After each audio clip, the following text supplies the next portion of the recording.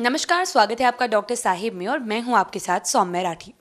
Doctor Sahib में आज हम जानने वाले हैं कि कैसे समझें कि आपके गॉल ब्लैडर में स्टोन हो चुका है, इसके क्या लक्षण होते हैं और इलाज क्या है ये भी जानेंगे। और ये सब कुछ बताने के लिए इस वक्त मेरे साथ बैठे हैं डॉक्टर तारिक अनवर, जो कि बिहार के सबसे जाने माने जनरल सर्जन्स में से एक हैं।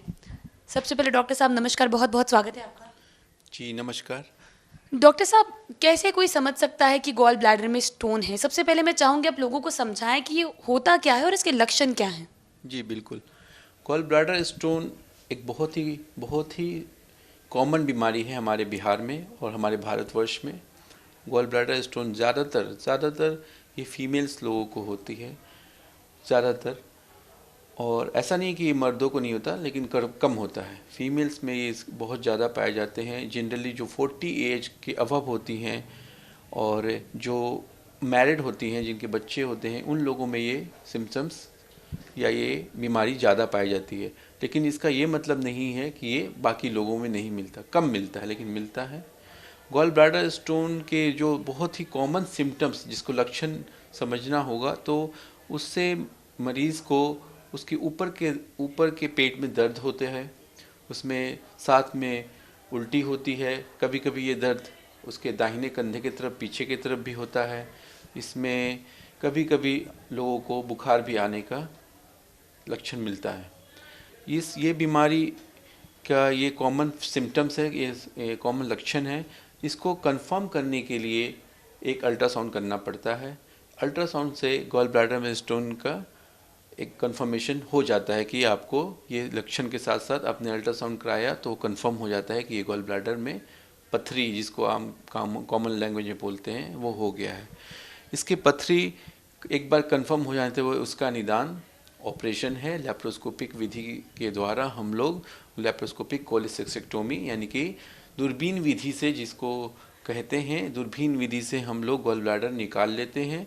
इससे मरीज़ को बहुत ही कम चीरे में आराम से, बिना कम दर्द का, एक दिन में छुट्टी हो जाती है। जी डॉक्टर साहब, मैं चाहूँगी आप हमारे दर्शकों को ये भी बताएं कि क्या पथरी से जुड़े ऐसे कोई शरीर में लक्षण होते हैं जो कि बिल्कुल रेड फ्लैग्स जैसे होते हैं कि अगर वो नज़र आए तो तुरंत डॉक्टर से मिल ही लेना चाहिए? बिल्कुल, कुछ लक्षण एकदम रेड फ्लैग जिसको आप लोग बोलते हैं, जिसको मतलब डेंजरस साइंस बोलते हैं, उसमें तो बिल्कुल ही देर नहीं करनी चाहिए। जिसके पेन होगा, जॉन्डिस होगा, फीवर होगा, दर्द होगा, जॉन्डिस होंगे और बुखार होगा, तो ये बहुत ही ड्रेडेड सिम्टम्स हैं। इस टाइम में तो बिल्कुल पेशेंट को इंतज़ार नहीं करना चाहिए और इमीडिएटली डॉक्टर से मिल लेना चाहिए। जी डॉक्टर साहब, लोगों के मन में अक्सर ये सवाल रहता है कि क्या पथरी को बिना सर्जरी के ठीक नहीं किया जा सकता है? तो मैं चाहूँगी आप ये भी बताएं दर्शकों को कि क्या दवाइयों से ये कभी ट्रीटेबल है या सर्जरी ही एकमात्र रास्ता है? बहुत ही अच्छा सवाल किया है इन्होंने। ये बहुत ही लोगों के बीच में क्या कहते हैं उसे, एक कॉमन सोच चलती है कि ये दवाई से ठीक हो जाएगा। कुछ दवाई खा लेते हैं, आयुर्वेदिक का इलाज करा लेते हैं, लेकिन गॉल ब्लैडर के पथरी अगर हो गई है तो उन्हें कोई दवाई नहीं ठीक कर सकती है। ऐसी कोई दवा नहीं बनी है जो गॉल ब्लैडर के स्टोन को निकाल दे शरीर से। गॉल ब्लैडर का पथरी बन गई है अगर, तो उन्हें सर्जरी ही एकमात्र उपाय है।